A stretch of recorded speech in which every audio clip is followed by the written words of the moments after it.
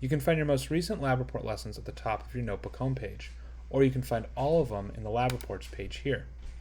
Here you can create new lab reports or edit lab reports that you've maybe imported from the lab report library. To create a new lab report, click on the Create a Lab Report button.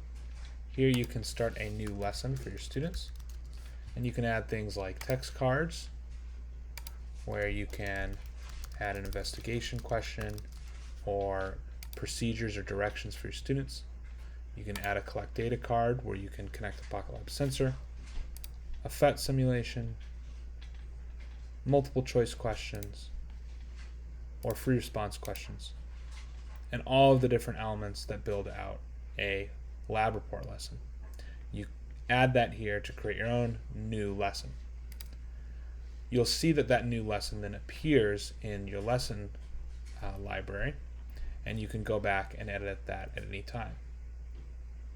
You can also import lessons from the Pocket Lab lesson library. Here I'm going to import a lesson investigating an object's motion by clicking on it, and then where it says view only, I click add to my notebook. And now I've added that pre-written lesson from Pocket Lab.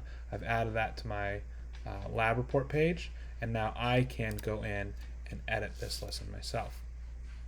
So now I can do that before I assign this to my students.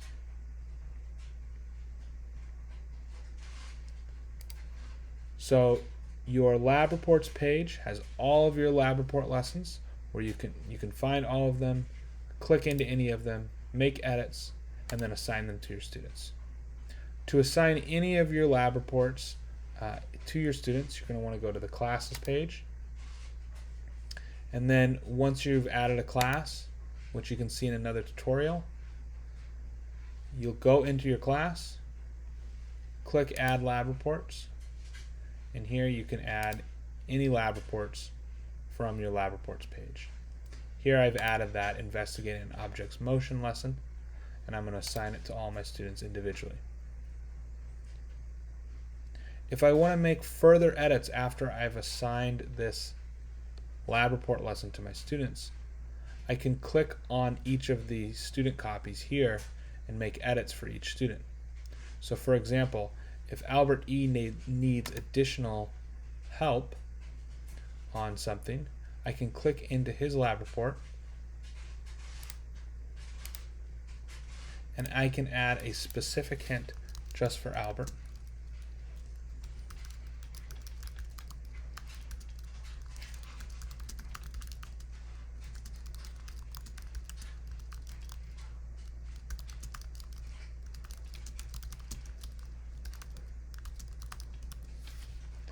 And now only Albert would see this hint. So this can be a great way to differentiate instruction for your students